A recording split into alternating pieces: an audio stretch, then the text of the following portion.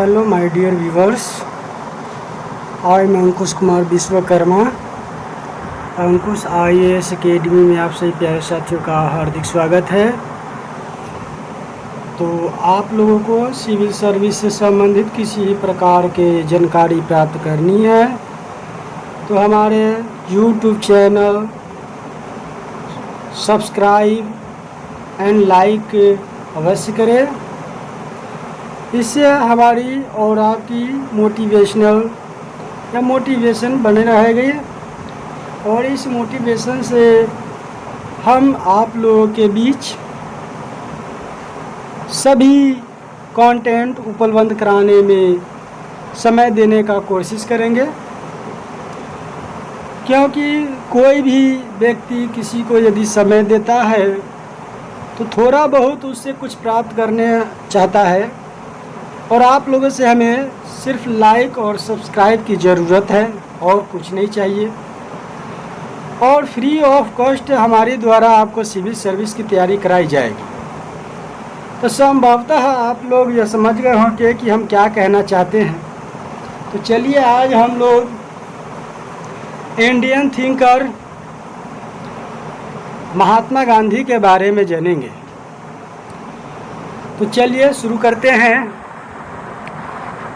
तो इसमें जो दिया गया है प्रस्तावना, उद्देश्य, महात्मा गांधी का जीवन परिचय, महात्मा गांधी के सामाजिक एवं राजनीतिक विचार, महात्मा गांधी एवं राष्ट्रीय आंदोलन, महात्मा गांधी एवं नारी चेतना, महात्मा गांधी एवं सत्याग्रह आंदोलन, गांधीवाद और साम्यवाद या मार्क्सवाद के नैतिक आधार, महात्मा गांधी की 21वीं शताब्दी में प्रासंगिकता, गांधी जी का सर्वोदय एवं ट्रस्टीशिप की अवधारणा, गांधी जी का सत्याग्रह संबंधी अवधारणा, गांधी जी की सत्य एवं अहिंसा की अवधारणा, सारांश, शब्दावली, अभ्यास प्रश्नों के उत्तर, संदर्भ ग्रंथ, सहायक उपयोगी पाठ्य सामग्री, निबंधात्मक प्रश्न।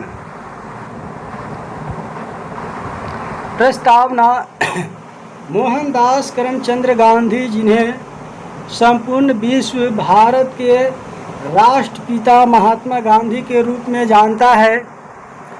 महात्मा गांधी विशुद्ध दार्शनिक नहीं थे, फिर भी व्यवहारिक जीवन में आंदोलन के जो साधन और विचार अपनाए उनमें भारतीय दर्शन को लेकर पाश्चात्य चिंतन के कई विचारक का, जैसे टॉलस्टॉय, थोरो आदि का प्रभाव था।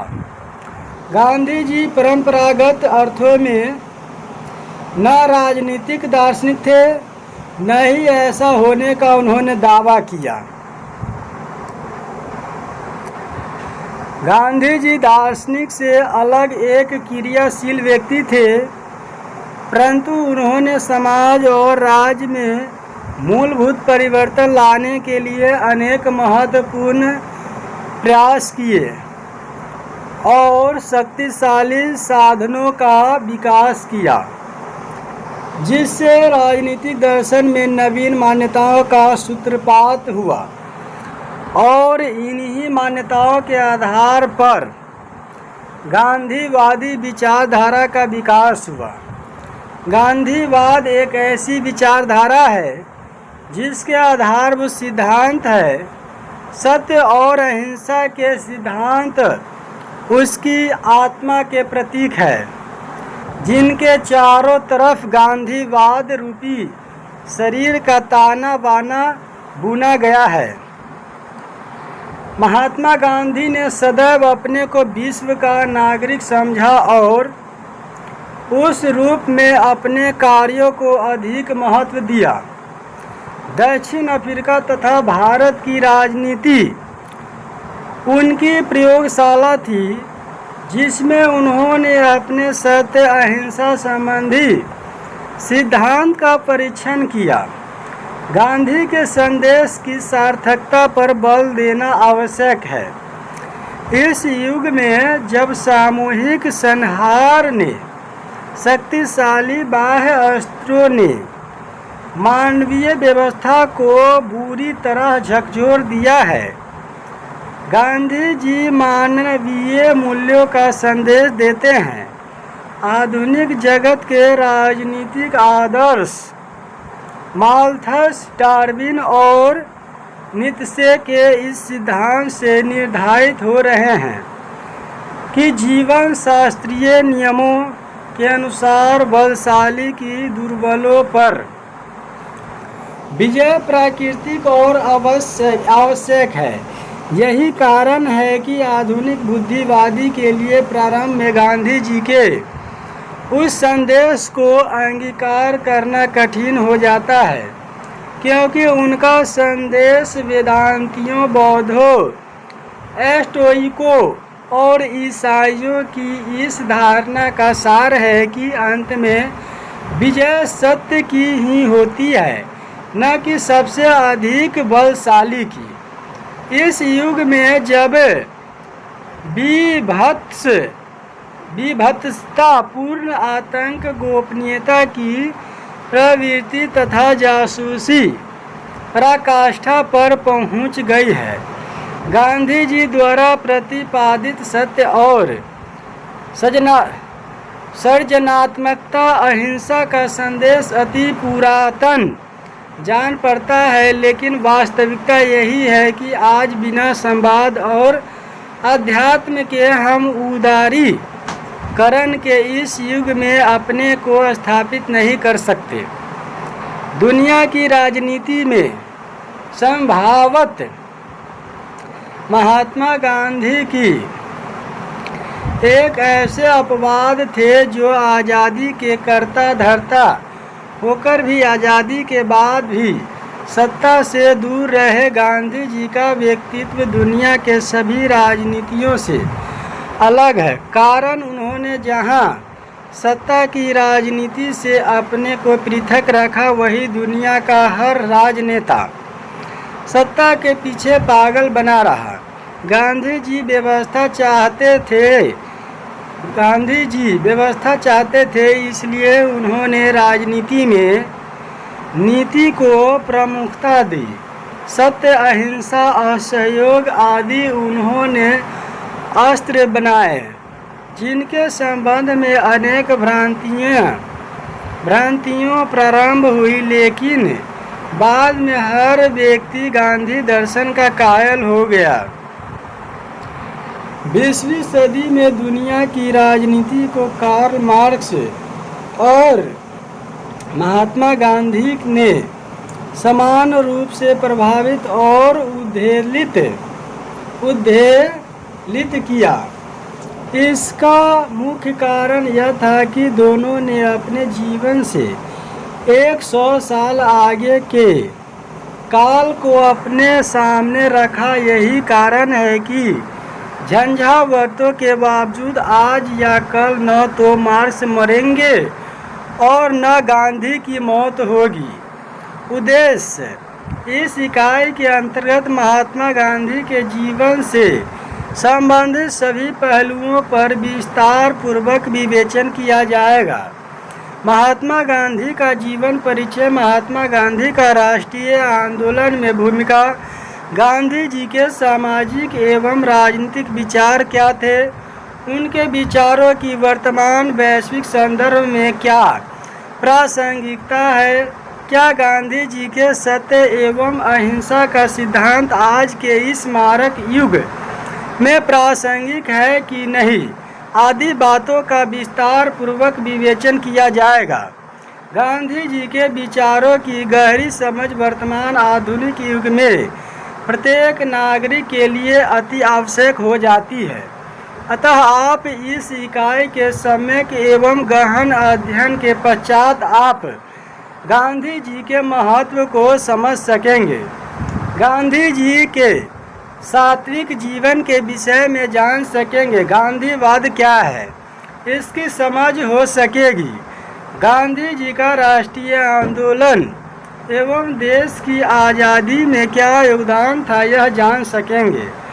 गांधी जी के जीवन की क्या उपलब्धियाँ रही है और उन्होंने समाज एवं देश को क्या दिया है, यह भी आप समझेंगे। गांधी जी 21वीं शताब्दी में क्या प्रासंगिक है, इससे भली भांति परिचित हो सकेंगे। महात्मा गांधी, इस इकाई के अंतर्गत हम महात्मा गांधी का जीवन परिचय, महात्मा गांधी के सामाजिक एवं राजनीतिक विचार, गांधी एवं राष्ट्रीय आंदोलन, गांधी जी एवं नारी चेतना तथा राष्ट्र निर्माण में गांधी जी का योगदान आदि विषय पर चर्चा करेंगे। महात्मा गांधी का मार्क्स से तुलनात्मक अध्ययन एवं गांधी जी का 21वीं सदी में उनकी वैश्विक प्रासंगिकता तथा उनकी उपलब्धियां तथा देन आदि विषय पर विस्तार पूर्वक अध्ययन करेंगे। महात्मा गांधी का जीवन परिचय। महात्मा गांधी एक महान युग प्रवर्तक महापुरुष थे। उनके जीवन का एक एक पल लोकहित और राष्ट्र के निर्माण के लिए संपूर्ण रूप से समर्पित था। यद्यपि उनका जन्म 2 अक्टूबर 1869 को गुजरात के पोरबंदर नामक स्थान पर हुआ था, किंतु अपने समर्पित सादा जीवन और अनुकरणीय कार्यों के परिणाम स्वरूप गांधी जी मात्र गुजरात और पोरबंदर के ही नहीं अपितु संपूर्ण भारत के प्रिय और संपूर्ण विश्व के अनुकरणीय आदर्श के प्रतीक सिद्ध हो गए। उनके गुण अपने पूर्व पुरुषों द्वारा विरासत में प्राप्त हुए थे। गांधी वंश में उत्तम चंद्र नामक एक महापुरुष उस समय के सौराष्ट्र नामक राज्य के मंत्री थे। उनके 6 पुत्रों में विरोचित विचारों से युक्त सत्यवादी और सभी को अपने गुणों और कार्यों से प्रभावित करने वाले करमचंद्र सबसे अधिक प्रसिद्ध हो गए। उन करमचंद्र के यद्यपि 4 पत्नियां थीं, किंतु पुतली नामक उनकी पत्नी सभी गुणों से युक्त और उत्तम स्वभाव से युक्त एक आदर्श गृहिणी थी। उन्हीं ने गांधी जी को जन्म दिया, जिनका नाम परंपरा अनुसार मोहनदास करमचंद गांधी हुआ। यही आगे चलकर महात्मा गांधी के रूप में प्रसिद्ध हुए।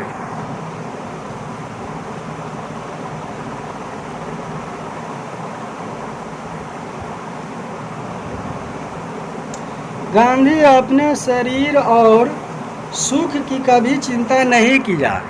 सभी के कल्याण के लिए उन्होंने अपना जीवन सदा के लिए समर्पित कर दिया। अधोलिखित पद के भाव उन गांधी जी के संदर्भ में पूर्णतः संगत है। परोपकार कदी ये स्वसुखाय गत अस्पृहा परोपकार राव जायते महात्मा नो महाव्रता संस्कृत मुक्तावली पृष्ठ 12। ऐसे महावती महात्मा के रोम रोम के अंतर्गत उनके माता और पिता के गुणों का अमित एवं अमित प्रभाव, असंख्य गुण उनके दुर्बल शरीर में विद्यमान रहते थे। निर्भीकता और सहनशीलता उनमें भरी पड़ी थी।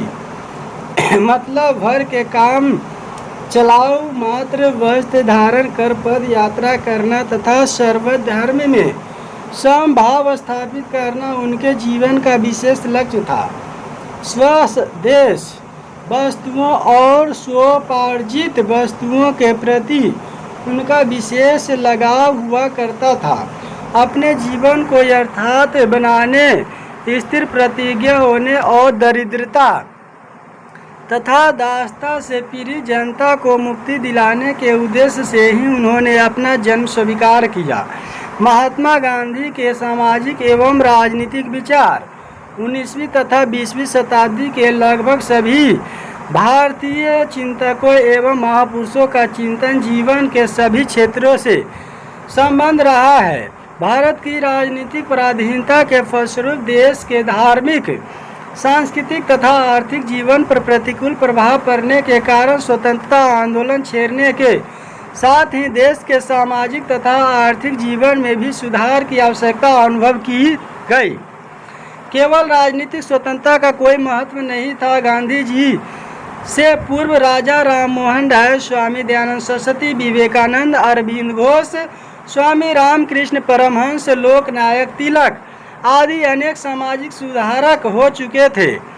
राजा राम मोहन राय द्वारा रोपी गई भारतीय पुनर्जागरण की बेल, जिसे पन पाने में स्वामी दयानंद, विवेकानंद आदि ने योगदान किया था, जो गांधी जी के प्रयत्नों से परिपक्व हुई। राजा राममोहन राय ने नारी उद्धार एवं शिक्षा का उत्थान आरंभ किया।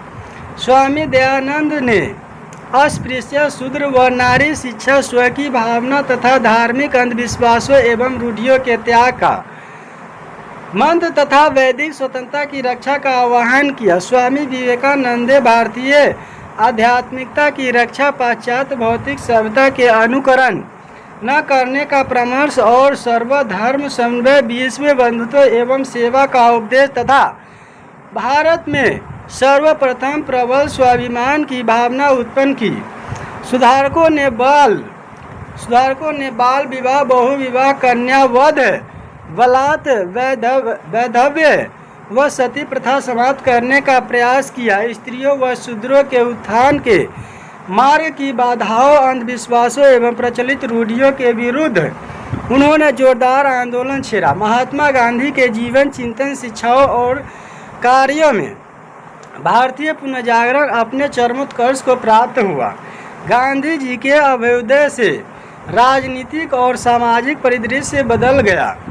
अंग्रेजी शिक्षा प्राप्त अभिजन की दृष्टि में अहिंसा, औद्योगिकरण, शिक्षा, यौन और विवाह संबंधी उनके विचार असंगत, विलक्षण और पुराने ढरे के प्रतीक होते थे, परंतु उनके निधन के लंबे समय के बाद वे अभ्युदय रूप से आधुनिक प्रतीत होने लगे।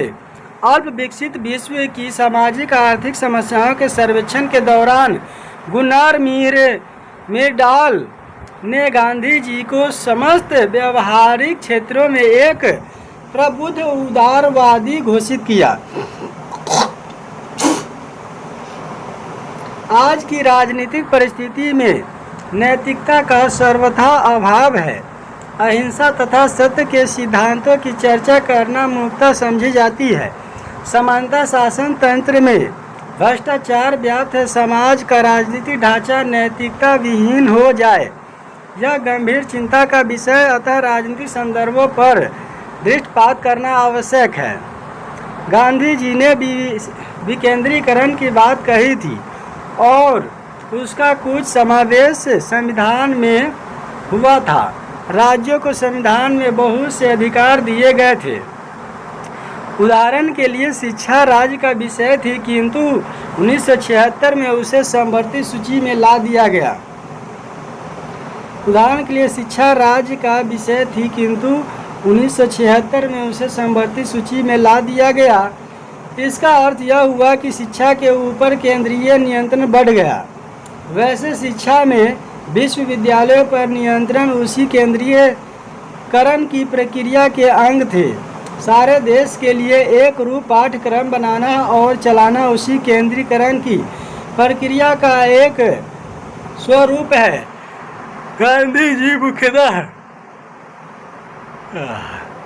गांधी जी मुख्यतः व्यक्तिवादी थे और व्यक्ति के प्रति उनकी अपार आस्था थी। यद्यपि पूरे समाज और विश्व को उन्होंने अपने शक एक रूप कर रखा था। वे वास्तव में व्यक्ति और समाज में कोई द्वंद्व या भेद नहीं मानते थे। किंतु आज का युग समाजीकरण का युग है। समाज के सामने व्यक्ति का कोई अस्तित्व नहीं है।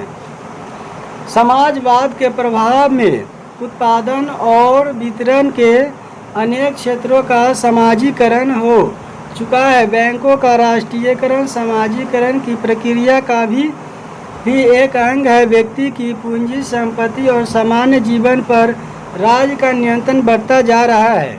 जहां पूंजीपतियों के शोषण की समस्या थी, वहां अब राज्य व्यक्ति का शोषण कर रहा है। वर्तमान समय में पूरा शासन तंत्र भ्रष्ट चुनाव की प्रक्रिया पर आधारित है।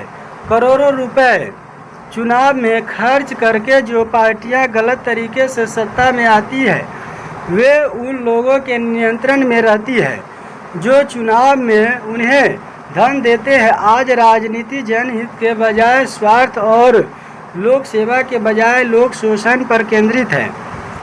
पद लोलुपता का बोलबाला है और कोई काम बिना घूस के नहीं हो सकता है।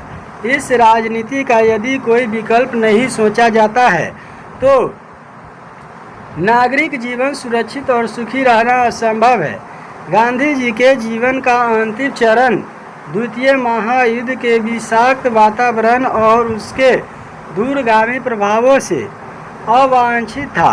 आज इतने वर्ष के बाद युद्ध के बादल फिर न गरज रहे हैं। गांधी जी ने जो अहिंसा का पाठ पढ़ाया था, वह संकुचित राष्ट्रवाद पर नहीं बल्कि समस्त मानवता के कल्याण की भावना पर आधारित था।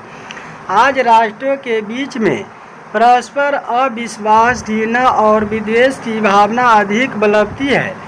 इसके अतिरिक्त पूंजीवाद और साम्राज्यवाद के शोषण के जो तरीके पहले थे, वे आज अधिक परिमार्जित और प्रच्छन्न रूप से प्रभावी है। गांधी जी के राजनीतिक दर्शन में युद्ध का कोई स्थान नहीं था। हर बात में समझौते, सद्भावना और हृदय परिवर्तन से सुलझाना उनके दर्शन का मूल मंत्र था।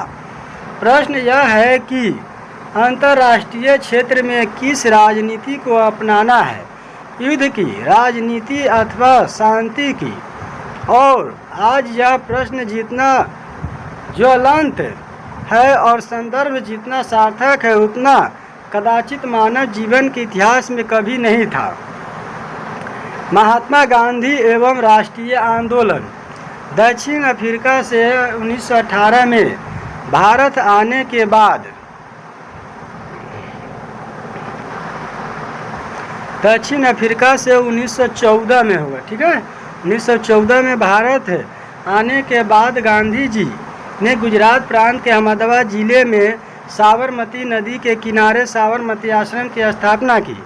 गांधी जी ने गोपाल कृष्ण गोखले को अपना राजनीतिक गुरु मानकर उन्हीं के निर्देश पर भारतीय राजनीति का अध्ययन प्रारंभ किया।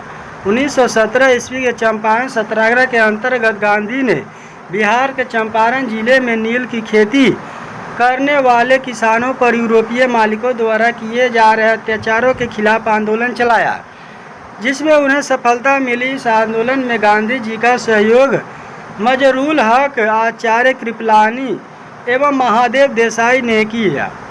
आंदोलन के इन्हीं दिनों में रविन्द्रनाथ टैगोर ने सर्वप्रथम गांधी जी को महात्मा की उपाधि दी तथा बापू की उपाधि सुभाष चंद्र बोस ने दी। खेरा में किसानों पर अधिक कर का बोझ सरकार द्वारा डाले जाने पर गांधी जी ने यहाँ के किसानों का नेतृत्व किया। उन्होंने 1918 ईस्वी में खेरा में कर नहीं दो आंदोलन चलाया, साथ ही सत्याग्रह का प्रयोग किया, जिसके परिणाम स्वरूप उन्हें कर की दर कम करवाने में सफलता मिली।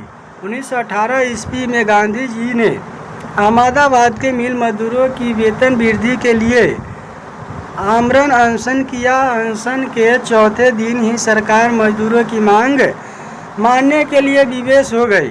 गांधी जी चूँकि गोखले से प्रभावित थे, इसलिए उन्होंने भारतीय राजनीति में ब्रिटिश सरकार के सहयोगी के रूप में प्रवेश किया।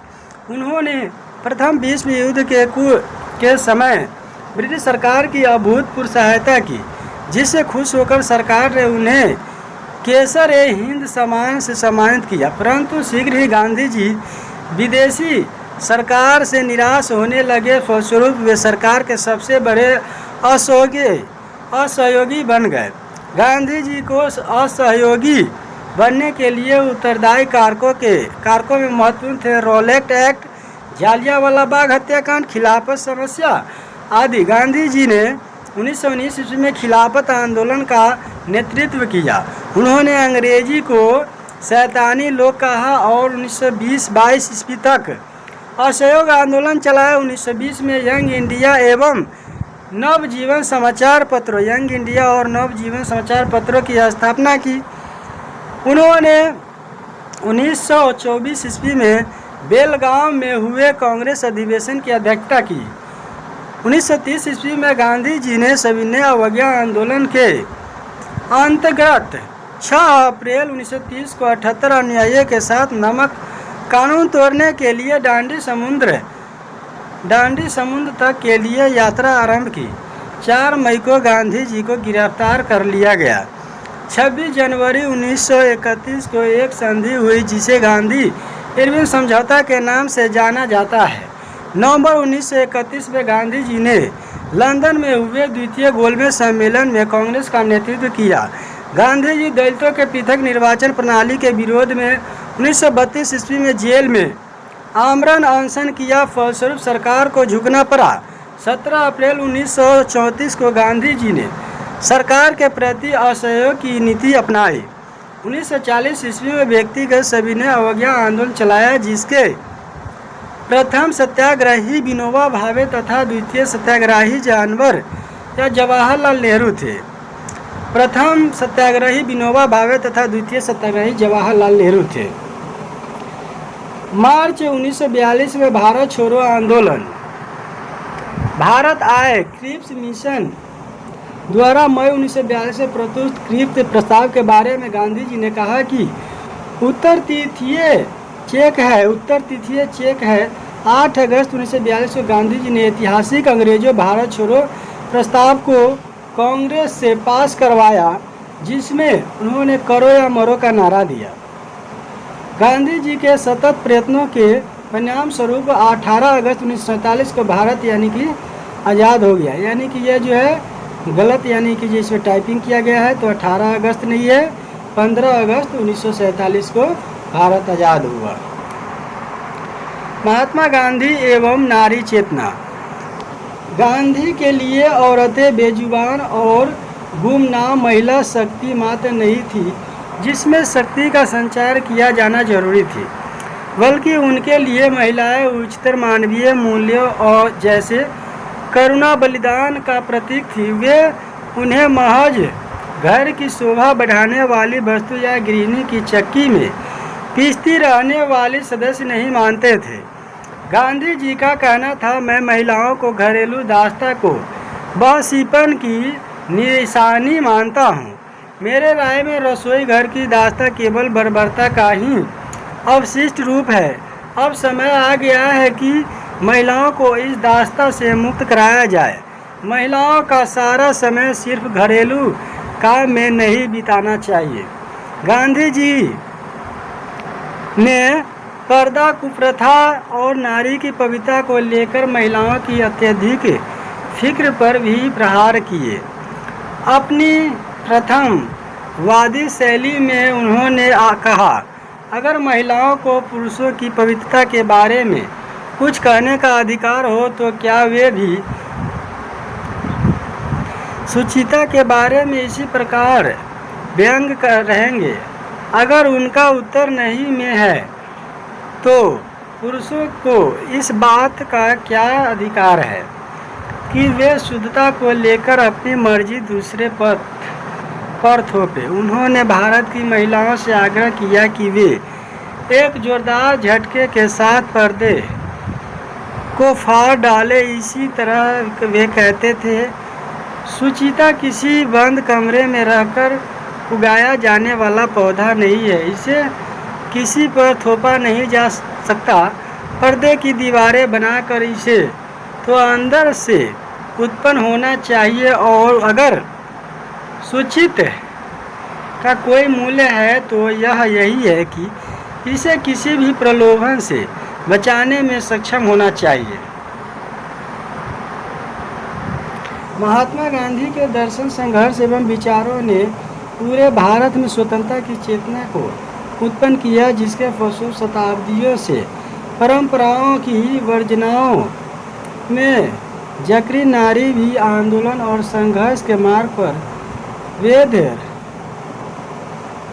बेधड़क निकल पड़ी। गांधी ने यंग इंडिया, हरिजन आदि रचनाओं और भाषणों में नारी को माता, पृथ्वी, गुरु, आदि सृष्टि, सहगामिनी आदि कहकर उन्हें सम्मान प्रदान किया। गांधी जी मानते थे कि जब तक आधी आबादी राष्ट्रीय आंदोलन से नहीं जुड़ेगी तब तक यह आंदोलन जन आंदोलन नहीं बनेगा। इसलिए उन्होंने नारियों को शुद्ध काटना, स्वदेशी वस्त्र धारण करना, छुआछूत न मानना, प्रभात फेरी एवं प्रार्थनाओं में अधिकाधिक हिस्सा लेने के लिए प्रेरित किया। उन्हें घर की चहर दीवारी से बाहर निकालकर सार्वजनिक जीवन में प्रविष्ट कराया, जिससे नारियों में आत्मविश्वास और नेतृत्व का विकास हुआ। सत्याग्रह का अर्थ सत्य के प्रति आग्रह या सत्य पर निश्चित रहना है, परंतु गांधीवादी परिभाषा में ही सत्याग्रह उसके एक राजनीतिक सत्य या साधन होने का इशारा है। गांधीवाद के अनुसार सत्याग्रह सत्याप्रति परिभाषा इस प्रकार है: सत्यादि धर्म का पालन करने का आग्रह और अधर्म का सत्यादि द्वारा ही विरोध। गांधीवादी से सत्याग्रह का उद्देश्य अपने उद्देश्य या विकास के लिए हिंसा किए बिना प्रयत्न करना है। महात्मा गांधी अहिंसा और नॉन वायलेंस शब्दों का प्रयोग अपने राजनीतिक आंदोलनों के कार्यक्रम का रूप बताने के लिए करते थे। उनकी व्यवस्था के अनुसार अहिंसा और नॉन वायलेंस का अर्थ अपने उद्देश्य के लिए किसी प्रकार की शारीरिक शक्ति का प्रयोग न करना है। विपक्षी द्वारा अपने विरुद्ध शारीरिक बल का प्रयोग करने पर शारीरिक शक्ति द्वारा आत्मरक्षा या प्रतिकार का उपाय न करके विरोधी का चोट सह लेना और स्वयं कष्ट सहने के हठ द्वारा विपक्षी को परास्त कर देने का निश्चय था। शारीरिक शक्ति का उपयोग न करने अथवा स्वयं सह लेने को ही अहिंसा की कसौटी नहीं मान लिया जा सकता। शारीरिक शक्ति का प्रयोग किए बिना केवल जिद से दूसरे व्यक्ति को विषम परिस्थितियों में डाल देने के व्यवहार को केवल इसलिए सही नहीं कहा जा सकता कि शारीरिक शक्ति का उपयोग नहीं किया जा रहा है। इस प्रकार के व्यवहार को निष्क्रिय हिंसा ही कहा जाएगा। सत्याग्रह का व्यवहारिक अर्थ अपने लक्ष्य का या उद्देश्य के लिए शारीरिक शक्ति का प्रयोग किए बिना स्वयं कष्ट सहकर दृढ़तापूर्वक प्रयत्न करना ही है। गांधी जी ने सत्याग्रह के दो रूप माने हैं। पहला व्यक्तिगत सत्याग्रह, दूसरा सामूहिक सत्याग्रह।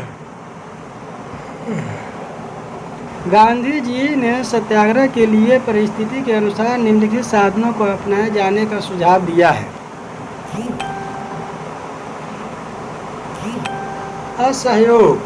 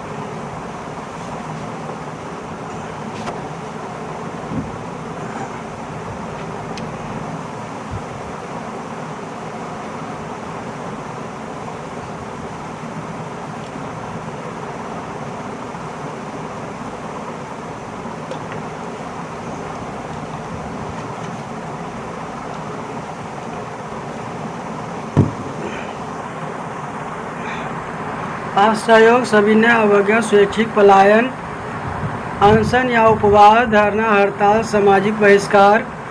गांधी जी ने साधनों की तुलना बीज से की है। गांधी जी ने साधनों की तुलना बीज से की है।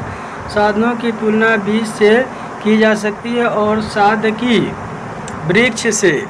जो अटूट संबंधी वृक्ष और बीज में है वही साध्य और साधन में है। कहा जाता है कि निष्क्रिय प्रतिरोध अर्थात सत्याग्रह दुर्बलों का हथियार है, लेकिन सत्याग्रह का केवल ताकतवर ही इसका इस्तेमाल कर सकता है। यह निष्क्रिय प्रतिरोध की शक्ति नहीं है, इसके लिए तो सघन सक्रियता चाहिए। दक्षिण अफ्रीका का आंदोलन निष्क्रिय नहीं बल्कि सक्रिय आंदोलन था। सत्याग्रह शारीरिक बल नहीं है। सत्याग्रह कभी भी अपने शत्रु को कष्ट नहीं पहुंचाता। वह अपने शत्रु का विनाश नहीं चाहता है। सत्याग्रह के प्रयोग में दुर्भावना के लिए कोई स्थान नहीं होता। सत्याग्रह तो शुद्ध आत्मबल है। सत्य ही आत्मा का आधार होता है, इसलिए इस बल को सत्याग्रह का नाम दिया गया है। गांधी जी ने सत्य अहिंसा के बल पर ही भारत को आज़ादी दिलाई, देश एवं विदेश में अपने नाम का लोहा बनवाया। महात्मा गांधी ने युद्ध और क्रांति के विकल्प के रूप में राजनीतिक क्षेत्र में सत्याग्रह के साधन का सफलतापूर्वक प्रयोग किया और यह सिद्ध किया कि राजनीतिक और सामाजिक क्षेत्र में इसका प्रयोग युद्ध एवं क्रांति के समय में समान महत्वपूर्ण है। मार्क्स अब लेनिन जिस परिवर्तन को हिंसा पूर्वक क्रांति से करना चाहते थे, गांधी जी उसे अहिंसक सत्याग्रह से संपन्न किया। गांधीवाद और साम्यवाद या मार्क्सवाद के नैतिक आधार। गांधी जी द्वारा प्रतिपादित सर्वोदय अर्थात सभी का सर्वांगीण विकास का सिद्धांत तथा समाजवादी दृष्टिगत कुछ ऐसे ही है, जिससे यह भय हो सकता है कि गांधीवाद एवं मार्क्सवाद या साम्यवाद प्रायः एक से है, हिंसा रहित साम्यवाद गांधीवाद तथा साम्यवाद हिंसा युक्त गांधीवाद है। अमेरिका के सुप्रसिद्ध पत्रकार लुई फिशर ने सन 1946 में जुलाई के अंतिम सप्ताह में गांधी जी के पंचगनी में विविध विषयों पर चर्चा की है। उस दिन फिशर से गांधी जी ने स्पष्ट कहा था, मैं अपने आप को साम्यवादी ही कहता हूँ। सुप्रसिद्ध गांधीवादी अर्थशास्त्री कुमारप्पा का भी कथन है, जहाँ तक हम भौतिक हित के लक्ष्य तक पहुँचने का प्रयास करते हैं, साम्यवाद समाजवाद और गांधीवाद में कोई अंतर नहीं हो सकता है।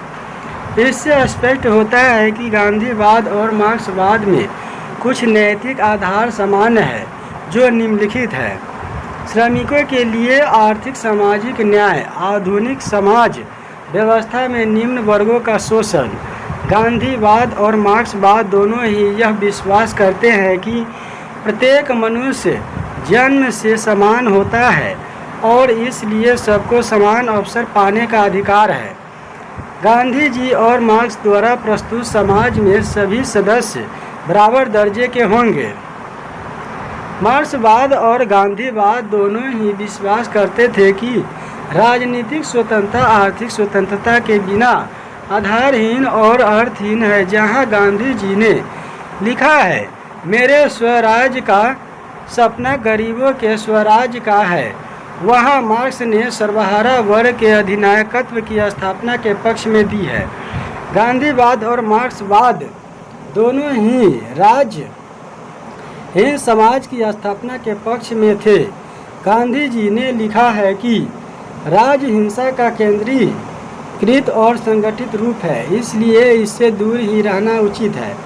गांधीवाद और साम्यवाद दोनों ही चाहते हैं कि राष्ट्रीय धन का समान वितरण होना चाहिए क्योंकि इसके बिना समाज में पाई जाने वाली आर्थिक असमानताओं को दूर नहीं किया जा सकता और आर्थिक असमानताओं को दूर किए बिना स्वतंत्रता का कोई भी अर्थ नहीं है।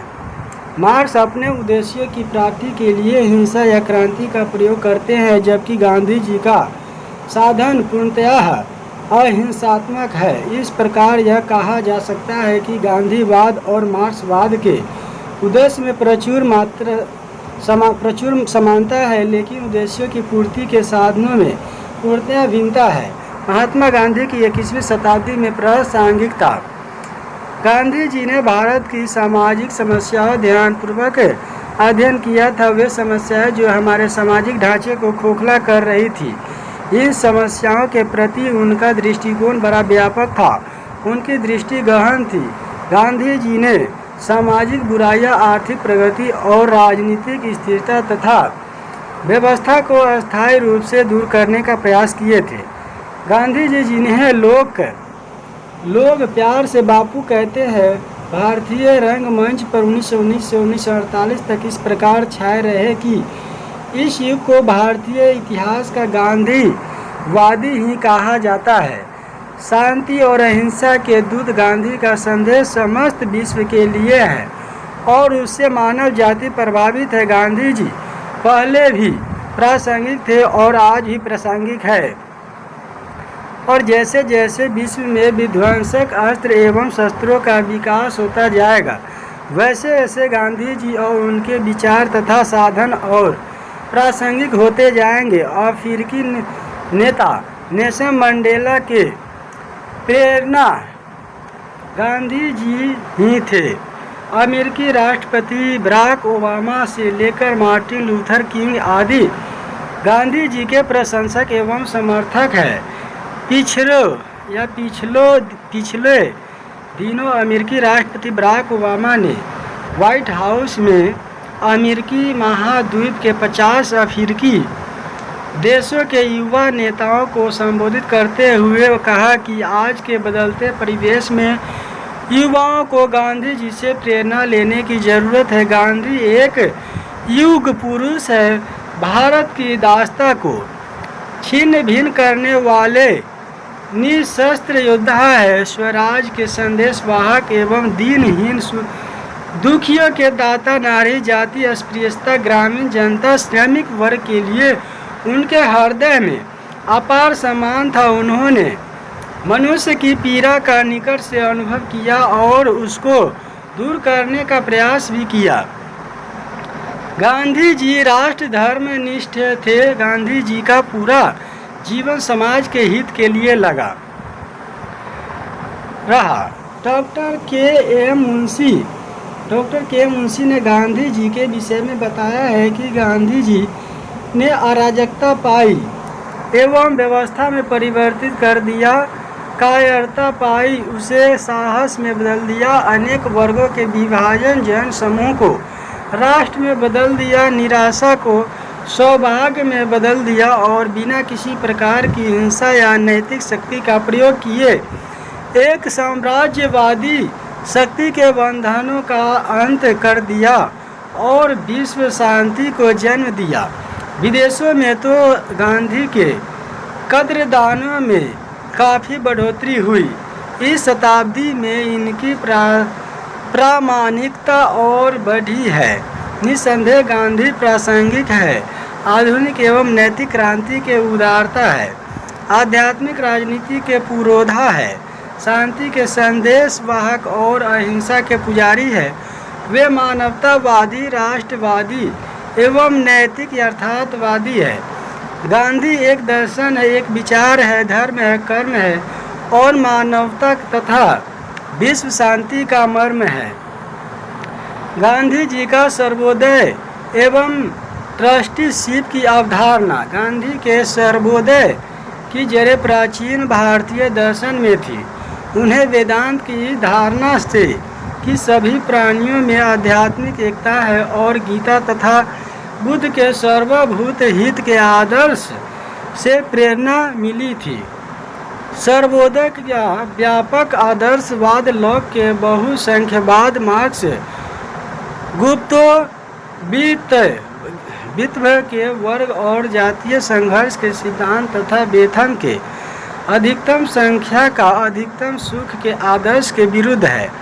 एक दृष्टि से प्लेटो और गांधी में बहुत साम्य है। प्लेटो ने अपनी रिपब्लिक में काल्पनिक आदर्शवाद का प्रतिपादन किया है, किंतु लॉज तथा स्टेट्समैन में उसने मानव स्वभाव तथा सामाजिक व्यवस्था की अर्थातवादी आवश्यकता का ध्यान रखा है। गांधीवादी सर्वोदय सिद्धांत के अनुसार एक आदर्श समाज में न केवल मजदूरों के ही बल्कि समाज के विभिन्न व्यवसायों में लगे हुए नागरिकों के भी पारिश्रमिक समानता होनी चाहिए। समाज के सभी लोगों को अपनी प्राकृतिक आवश्यकताओं के अनुसार साधन मिलने चाहिए। इस प्रकार सामाजिक एवं आर्थिक बुराइयों के अस्थायी उपचार के लिए गांधी जी ने वकील, डॉक्टर, अध्यापक और मंत्री आदि सभी पेशों के लोगों को समान पारिश्रमिक देने का एक क्रांतिकारी सिद्धांत संसार को दिया। श्रम विभाजन के इस क्रांतिकारी सिद्धांत के अनुसार प्रथम चरण में प्रत्येक मनुष्य की अपनी प्राकृतिक आवश्यकताओं के लिए साधन होना चाहिए। कहीं भी अनावश्यक संग्रह न हो। आर्थिक समता के प्रारंभिक आधार के रूप में प्रत्येक परिवार के लिए संतुलित भोजन, स्वच्छ आवास, चिकित्सा व्यवस्था तथा बच्चों की शिक्षा की सुविधा आवश्यक है। आर्थिक समता से गांधी जी का यह अभिप्राय नहीं है कि सभी व्यक्तियों की संपत्ति बिल्कुल समान रूप से बट जाए। ऐसी समता न तो संभव ही है न उचित ही। ऐसी समता का केवल सांख्यिक महत्व होगा। अरस्तु की तरह अनुपातिक समानता के सिद्धांत को गांधी जी नहीं मानते थे।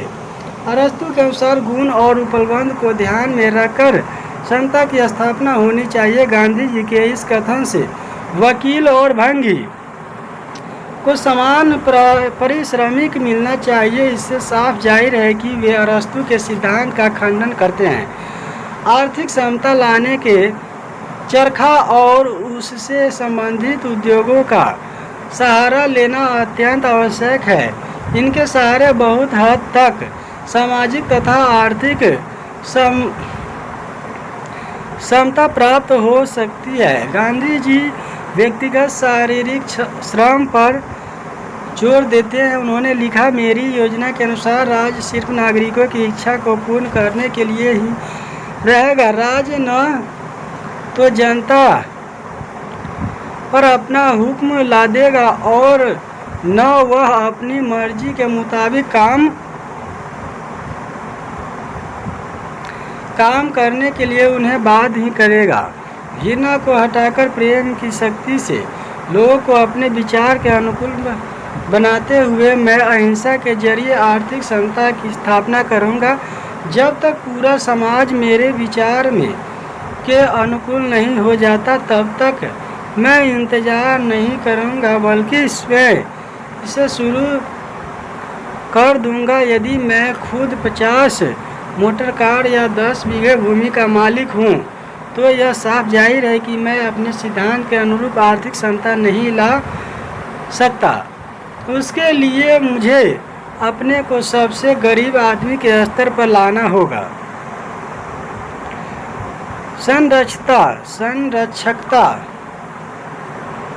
संरक्षकता ट्रस्टीशिप का सिद्धांत महात्मा गांधी आर्थिक विषमताओं का अंत करने के पक्ष में थे, लेकिन वे आर्थिक समानता स्थापित करने के साम्यवादी ढंग से सहमत नहीं थे, जिसके अंतर्गत धनिकों से उनका धन बलपूर्वक छीनकर उसका सार्वजनिक हित में प्रयोग करने की बात कही जाती है।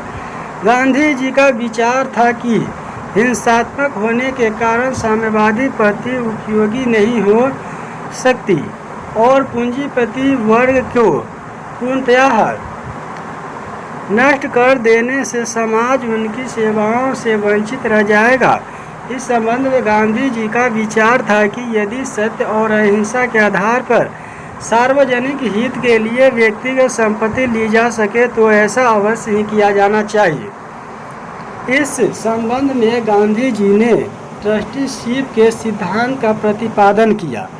इसका यह मतलब है कि धनी व्यक्ति अपनी आवश्यकताओं से अधिक जमीन, जायदाद, कारखाने तथा विविध प्रकार की संपत्ति का अपने को स्वामी न समझे, अपितु इसे समाज की अमानता या धरोहर माने। उनका उपयोग अपने लाभ के लिए नहीं अपितु समाज के कल्याण के लिए करे। गांधी जी का यह सिद्धांत अपरिग्रह के विचार पर आधारित है। अपरिग्रह का अर्थ है कि मनुष्य को अपने जीवन की आवश्यकताओं से अधिक किसी वस्तु का संग्रह नहीं करना चाहिए। यदि किसी के पास अधिक संपत्ति हो गई है तो उसे उनको अपनी न समझकर ईश्वर की तथा समाज की समझनी चाहिए। संसार की सभी वस्तुओं पर ईश्वर का स्वामित्व है। मनुष्य को अपने परिश्रम और आवश्यकता अनुसार इसमें से अपना हिस्सा लेने का अधिकार है। अतः वह किसी भी प्रकार की संपत्ति का स्वामी नहीं अपितु उसका संरक्षक मात्र है।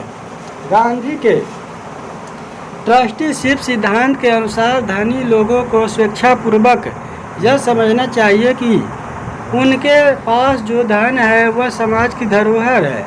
वे उनमें से केवल अपने निर्वाह के लिए आवश्यक है धनराशि ही ले सकते हैं। शेष सारी धनराशि उन्हें समाज की दृष्टि से हितकर कार्यों में लगा देनी चाहिए। इसका यह मतलब नहीं है कि धनी अपनी जीवन निर्वाह से बची हुई संपत्ति को निर्धन व्यक्तियों में बांट दे। ऐसा करने पर तो यह संपत्ति उपभोग में आकर शीघ्र नष्ट हो जाएगी। अतः धनिक वर्ग अपनी फालतू संपत्ति को ऐसे उद्योग धंधों में लगाए जिनमें साधारण जनता को रोजगार मिल सके।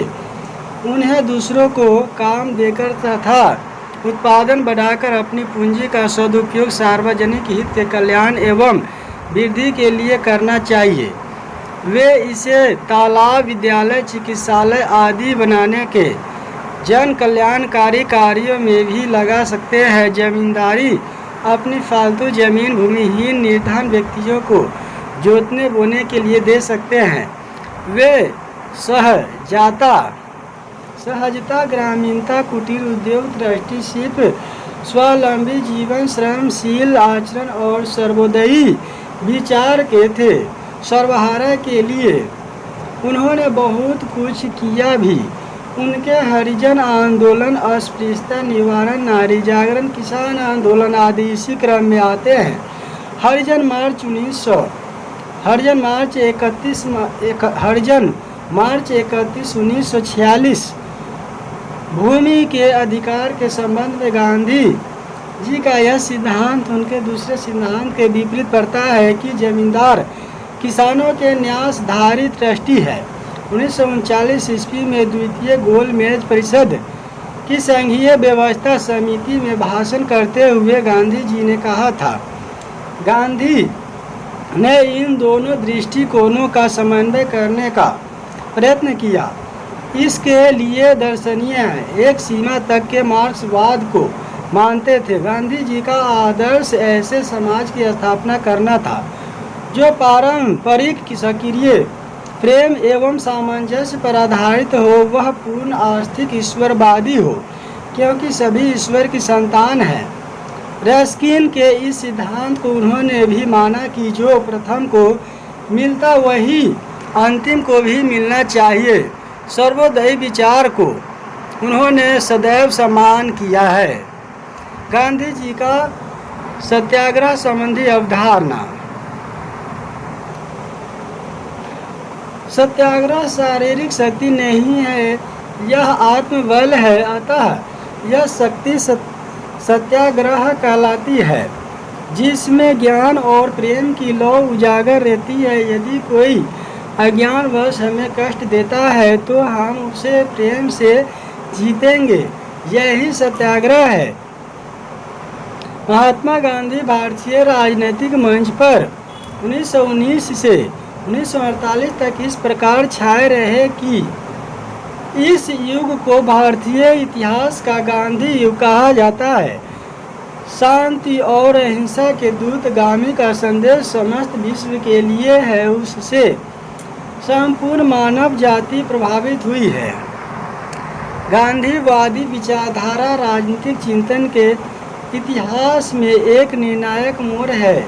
इतिहास साक्षी है कि मनुष्य ने सदैव अन्याय के विरुद्ध आवाज़ उठाई है। गांधी जी के प्रयासों से भारतीयों ने अपना विरोध प्रकट करने के लिए पारस्परिक तरीकों को नहीं चुना, बल्कि गांधी जी ने भारतीयों को विरोध प्रदर्शित करने का एक नवीन मार्ग सुझाया। यह मार्ग था सत्याग्रह। गांधी जी का सत्याग्रह दर्शन सत्य के सर्वोच्च आदर्श से उत्पन्न हुआ है। यदि सत्य ही परम तत्व है तो उसके पुजारी का पुनीत कर्तव्य है कि सत्य की कसौटी तथा उनके आधारों की रक्षा करे। ईश्वर ही परम सत्य है, अतः ईश्वर भक्त के लिए आवश्यक है कि वह पूर्णतः विनम्र और स्वार्थ रहित हो। उसमें नैतिक तथा आध्यात्मिक मूल्य के लिए संघर्ष करने को अजेय कल्प तथा साहस होना चाहिए, तभी वह अपनी सच्ची नैतिक भावना का प्रमाण दे सकता है। सब प्रकार के अन्याय, उत्पीड़न और शोषण के विरुद्ध शुद्धतम आत्मबल का प्रयोग ही सत्याग्रह है। कष्ट सहन तथा विश्वास आत्मबल के गुण हैं।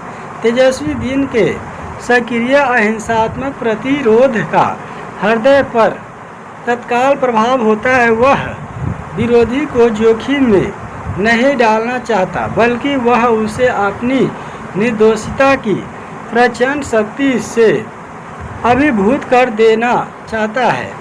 सत्याग्रह अथवा हृदय परिवर्तन के विस्मयकारी तरीके सरकार तथा सामाजिक अत्याचारियों एवं परंपरावाद के नेताओं सभी के विरुद्ध प्रयोग किया जा सकता है। सत्य पर अटल रहना ही सत्याग्रह है। सत्याग्रह असत्य को सत्य से व हिंसा को अहिंसा से जीतने का नैतिक शस्त्र है। इसका उद्देश्य धैर्यपूर्वक कष्ट सहकर अहिंसात्मक एवं उचित तरीकों से सत्य को प्रकट करना, भूलों को सुधारना एवं भूल करने वालों का हृदय परिवर्तन करना है। सत्याग्रह एक सरल किंतु अचूक उपाय है। सत्याग्रह का ही एक रूप असहयोग आंदोलन है, जिसका प्रयोग गांधी जी ने नीतियों का विरोध करने के लिए किया था। महात्मा गांधी अपने युग के महान नेता थे। उन्होंने सत्य, अहिंसा एवं सत्याग्रह के साधनों से भारतीयों को स्वतंत्रता आंदोलन का नेतृत्व किया। सत्य, अहिंसा जैसे सिद्धांत गांधी द्वारा प्रयुक्त ऐसे सिद्धांत थे जो उन्हें महात्मा गांधी या महात्मावादी स्वरूप प्रदान करने में सहायक रहे हैं। अपनी अद्भुत आध्यात्मिक शक्ति से मानव के शाश्वत मूल्यों को उद्घाटित करने वाले विश्व इतिहास के महान तथा अमर नायक महात्मा गांधी आजीवन सत्य, अहिंसा और प्रेम का पथ प्रदर्शित करते रहे। राजनीतिक क्षेत्र में अहिंसा की विचारधारा को कार्यक्रम में परिणत करने के लिए जिस कार्यपद्धति का प्रयोग एवं प्रतिपादन किया उसे सत्याग्रह कहा जाता है। सत्याग्रह सत्य और आग्रह के या आग्रह दो शब्दों से मिलकर बना है। सत्य का आग्रह अर्थात सत्य के हेतु आग्रह गांधी जी के जीवन के तीन प्रमुख सिद्धांत थे: सत्य, अहिंसा और साधनों की शुद्धता।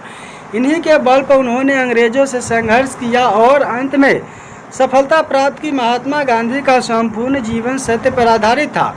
उन्होंने सामने के वे किसी बात को समझौता नहीं करते थे। सत्य के विषय में उनका कहना था, सत्य से ऊंचा कोई ईश्वर नहीं और हर इंसान को सत्य की खोज करनी चाहिए। सत्य और अहिंसा को अलग अलग नहीं किया जा सकता।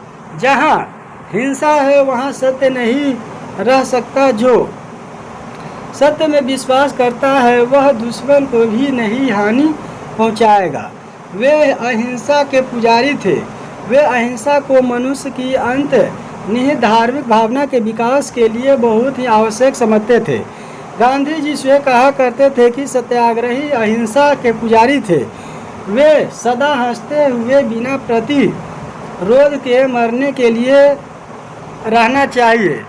सत्याग्रह के द्वारा गांधी जी ने दक्षिण अफ्रीका से में अद्भुत सफलता प्राप्त की। तत्पश्चात वह भारत आकर ब्रिटिश शासन के विरुद्ध भारतीय जनता को भी सत्याग्रह की भावना को ओतप्रोत कराया।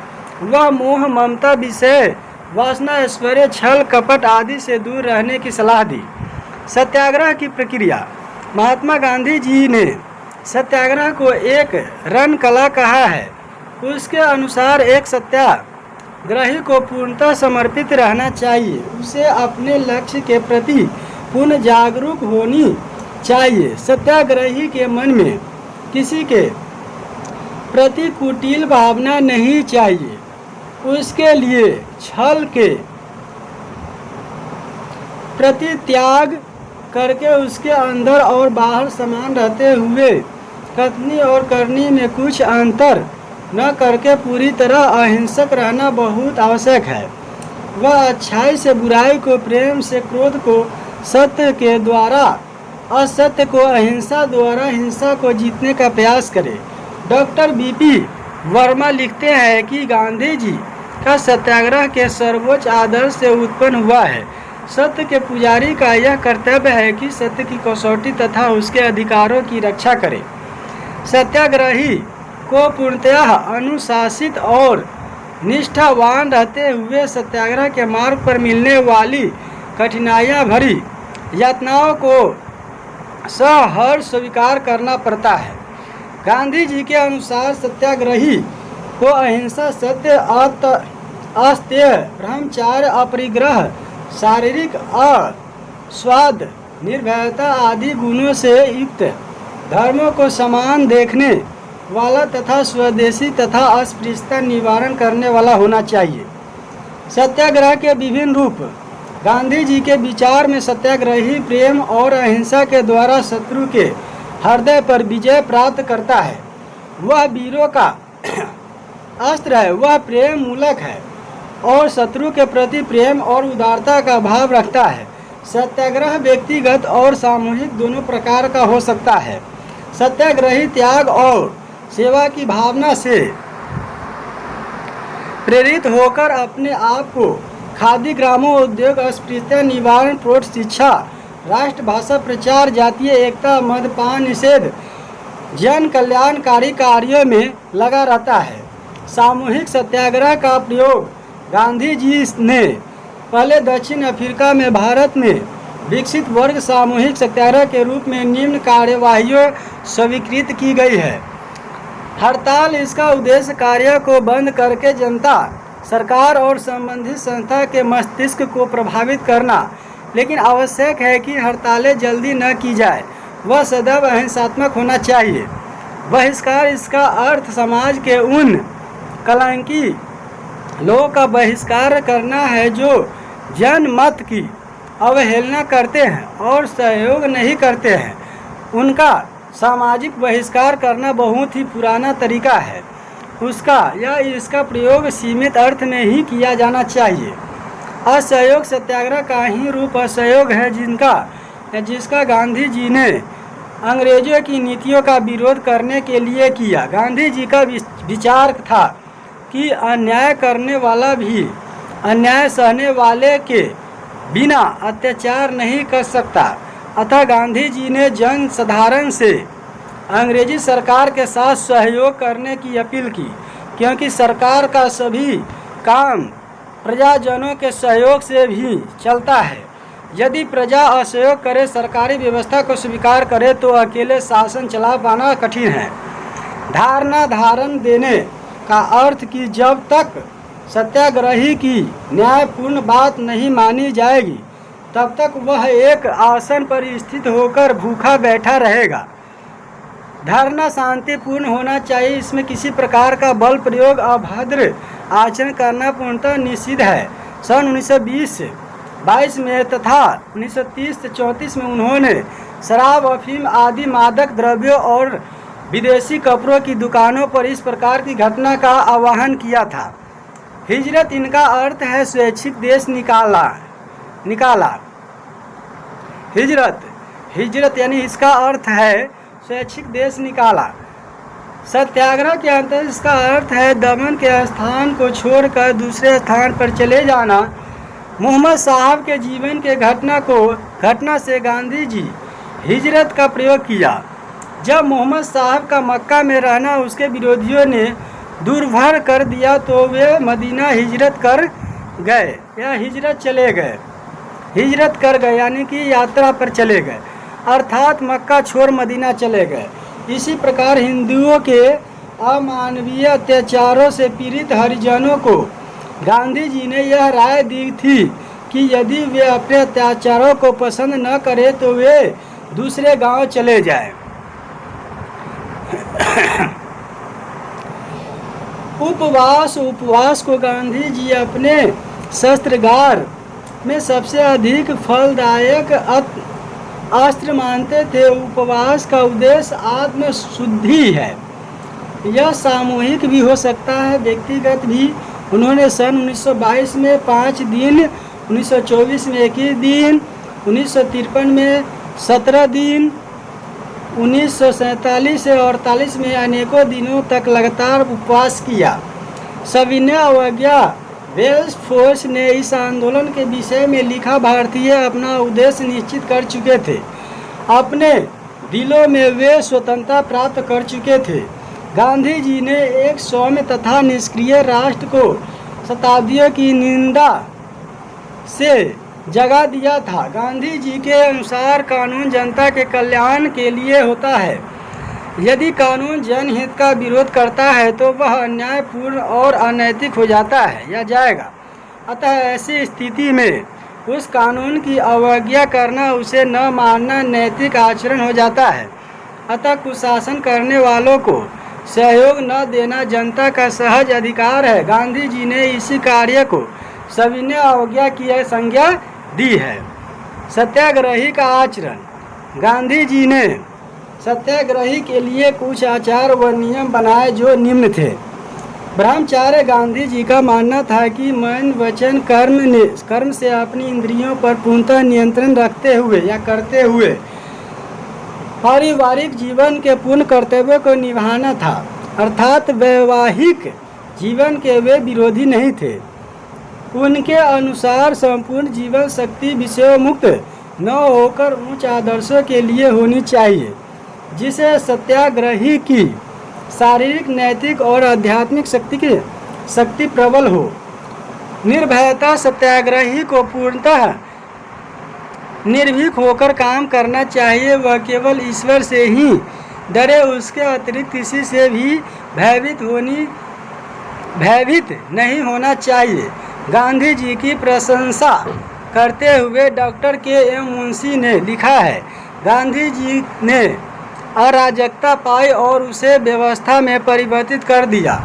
कायरता पाई और उसे साहस में बदल दिया। अनेक वर्गों में विभाजित लोगों को जन समूह में बदल दिया। निराशा को सौभाग्य में बदल दिया और बिना किसी प्रकार की हिंसा या सैनिक शक्ति का प्रयोग किए एक साम्राज्यवादी शक्ति के बंधनों को अंत कर विश्व शांति को जन्म दिया।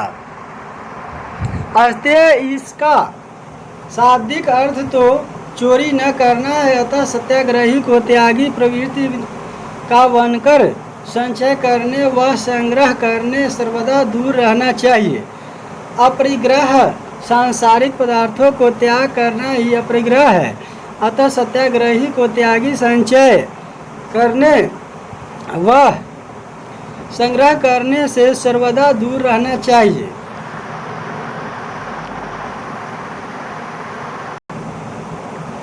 श्रम व उपार्जन। अपने परिश्रम द्वारा अपने जीविकोपार्जन को करते हुए किसी अन्य के श्रम का लाभ नहीं लेना चाहिए, क्योंकि गांधी जी के अनुसार ऐसा करना शोषण माना जाएगा। जीवित रहने के लिए भोजन जीने के लिए करना चाहिए, न कि भोजन करने के लिए जीना चाहिए। भोजन स्वाद के लिए नहीं, जीवित जीने के लिए है। अतः भोजन सात्विक होना चाहिए। गांधी जी के जीवन का सबसे बड़ा सिद्धांत सदा जीवन उच्च विचार था। सब धर्मों को समान भाव से देखना। सत्याग्रही भले ही किसी भी धर्म का अनुयायी हो, पर उसे सभी संप्रदायों और मतों को समान भाव से देखना चाहिए। स्वदेश प्रेम की भावना। स्वदेशी का अर्थ अपने देश में निर्मित सभी चीज़ों का उपयोग करना है। अतः सत्याग्रही को चाहिए कि स्वदेश में बनी चीज़ों की उपयोग में लाए। ऐसा करने में भले ही उसे परेशानी या कष्ट का सामना करना पड़े। मानवतावादी दृष्टिकोण एक सच्चे सत्याग्रही का दृष्टिकोण मानवतावादी होना चाहिए। मनुष्य का मानवतावादी दृष्टिकोण तभी संभव है जबकि उसमें अहंकार न हो। इस प्रकार हम देखते हैं कि गांधी जी के अनुसार सत्याग्रही का जीवन समाज के अन्य व्यक्तियों के लिए प्रेरणा का स्रोत होना चाहिए। साथ ही उसे उपयुक्त गुणों से परिपूर्ण समाज का नेता होना आवश्यक है। गांधी जी की सत्य एवं अहिंसा की अवधारणा। गांधी जी के अनुसार सत्य ही ईश्वर है, परंतु प्रश्न उठता है कि वह सत्य जो ईश्वर है और जिसकी प्राप्ति जीवन का उद्देश्य क्या है। गांधी के मतानुसार सत्य शब्द से निकला है। इसका अर्थ है अस्तित्व या होना। सत्य को ईश्वर ब्रह्म कहने का यह कारण है कि सत्य वही है जिसकी सत्ता होती है, जो सदा टिका रहता है। ब्रह्म या परमात्मा की सत्ता तीनों कालों में बनी रहती है, अतः यह सत्य है। गांधी जी अपने जीवन का ध्येय सत्य की शोध करना चाहते थे। उन्होंने अपनी आत्मकथा का नाम मेरे सत्य के प्रयोग रखा। सामान्यतः सत्य शब्द का अर्थ केवल सच बोलना ही समझा जाता है, लेकिन गांधी जी ने सत्य का व्यापकतम अर्थ लेते हुए बार बार यह आग्रह किया है कि विचार में वाणी में और सदाचार में सत्य का होना ही सत्य है। गांधी जी की दृष्टि में सत्य की आराधना ही सच्ची भक्ति है। गांधी जी के अनुसार दैनिक जीवन में सत्य सापेक्ष है, किंतु सापेक्ष सत्य के माध्यम से एक निरपेक्ष है सत्य पर पहुंचा जा सकता है और यह निरपेक्ष सत्य ही जीवन का चरम लक्ष्य है। इसकी प्राप्ति की ही मनुष्य का परम धर्म है। गांधी जी के सत्य के परिवेश में केवल व्यक्ति नहीं आता है, अपितु इसमें समूह और समाज की समावेश है। वे चाहते हैं कि संपूर्ण सत्य का पालन धर्म, राजनीति, अर्थ नीति, परिवार नीति सब में होना चाहिए। राजनीति में सत्य के पूर्ण पालन का उनका नवीन प्रयोग तो विश्व इतिहास के लिए एक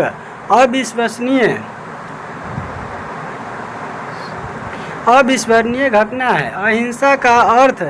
अहिंसा का शाब्दिक अर्थ है हिंसा या हत्या न करना। हिंसा का अर्थ किसी भी जीवन को स्वार्थवश, क्रोधवश या दुख देने की इच्छा से कष्ट पहुंचाना या मारना है। हिंसा के मूल में स्वार्थ, क्रोध या विद्वेष की भावना होती है। इसे विपरीत अहिंसा के अनुयायी को इन सभी भावनाओं पर विजय पाते हुए प्राणी मात्र के प्रति प्रेम और मैत्री की भावना रखनी होती है, जिसे गांधी जी अहिंसा कहते हैं। गांधी जी के लिए अहिंसा का अर्थ अत्यंत व्यापक है, जिसमें कार्य ही नहीं अपितु विचार में भी सावधान रहना आवश्यक है। किसी को न मारना अहिंसा का एक अंग अवश्य है, किंतु अहिंसा में इसके अतिरिक्त और भी कुछ है।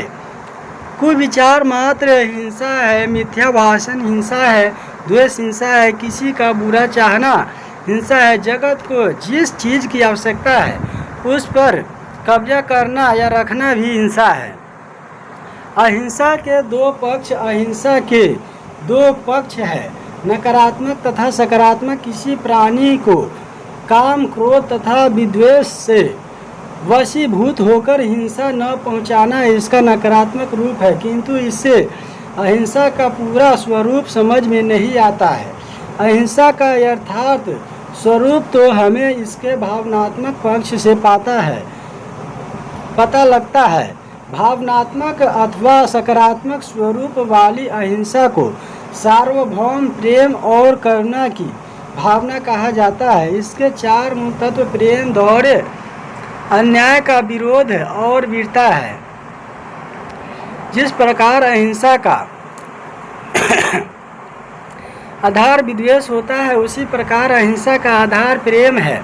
अहिंसा का व्रत लेने वाला साधक अपने उग्रतम शत्रु से भी वैसा ही प्रेम रखता है जैसा बुरा कार्य करने वाले अपने पुत्र से स्नेह करता है, वह शत्रु की बुराई से घृणा करता है, न कि शत्रु से।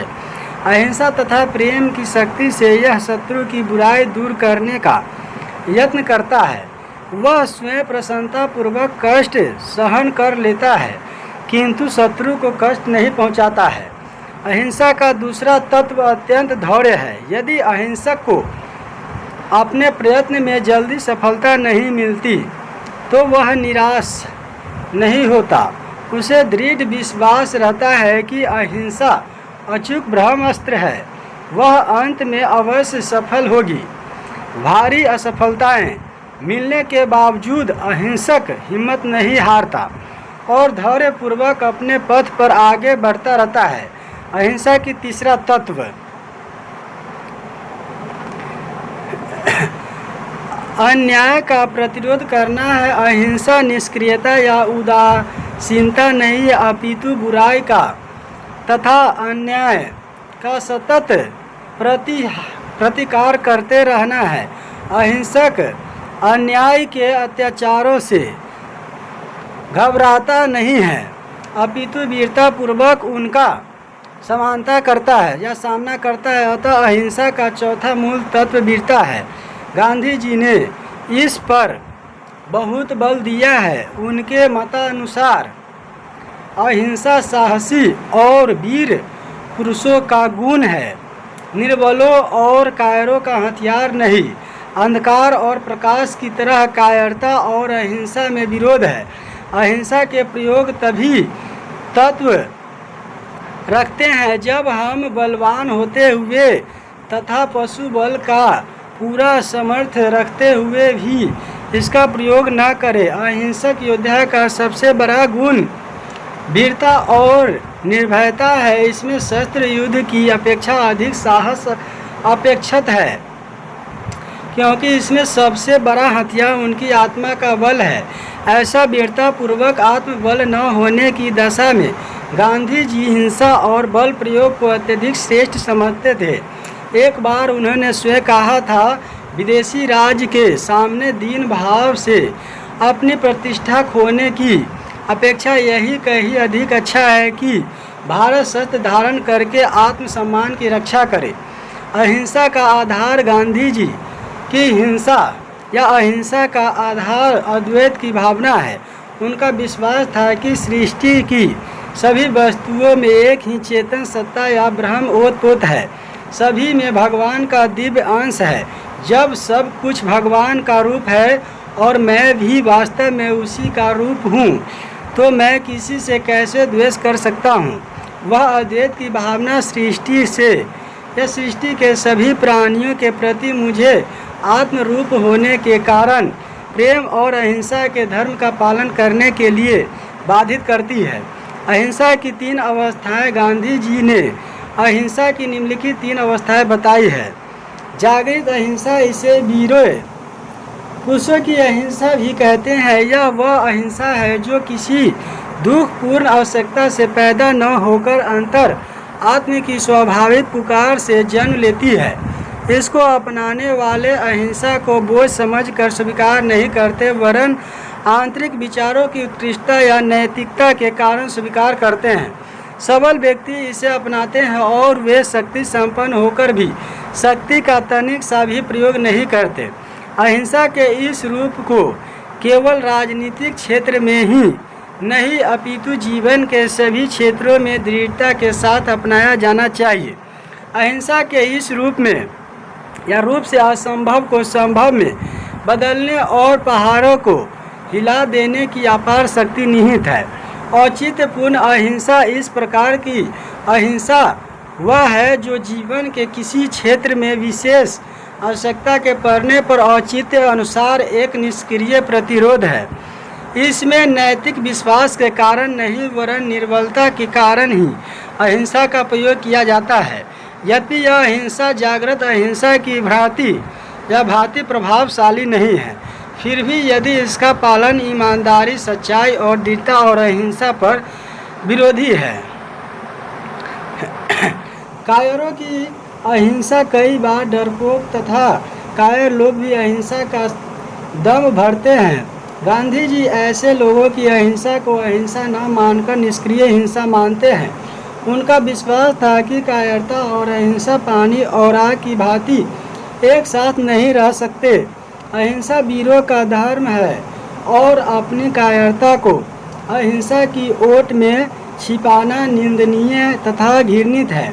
यदि कायरता और हिंसा में से किसी एक का चुनाव करना हो तो गांधी जी हिंसा को स्वीकार करते हैं। इस संबंध में उनका यह स्पष्ट विचार है कि यदि हमारे हृदय में हिंसा भरी है तो हम अपनी कमजोरी को छिपाने के लिए अहिंसा का आवरण पहने। इससे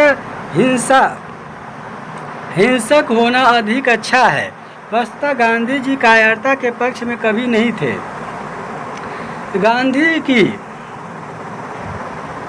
गांधी की अहिंसा की विशेषताएं। गांधी जी की अहिंसा की दो बड़ी विशेषताएं हैं। पहली विशेषता इनका सूक्ष्म और विस्तृत विवेचन है तथा दूसरी इसके क्षेत्र का विस्तार करके इसे नई गति तथा नया विस्तार प्रदान करता है। पहली विशेषता, गांधी जी से पहले अहिंसा का सामान्य अर्थ किसी जीव का प्राण न लेना तथा इसे खान पान के विषय तक सीमित रखना था।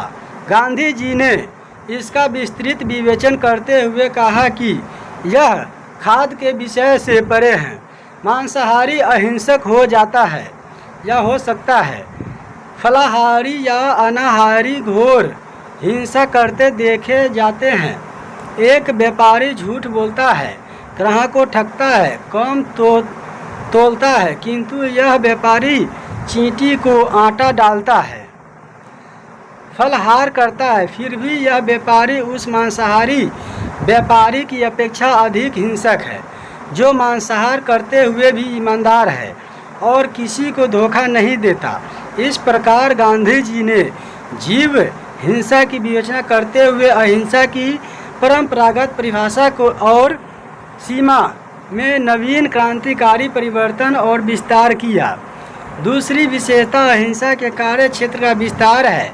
गांधी जी ने अहिंसा के व्यक्तिगत और पारिवारिक क्षेत्र की संकीर्ण परिधि से निकालकर इसे सामाजिक और राजनीतिक क्षेत्रों में सभी प्रकार के अन्यायों का प्रतिकार करने का शस्त्र बनाया।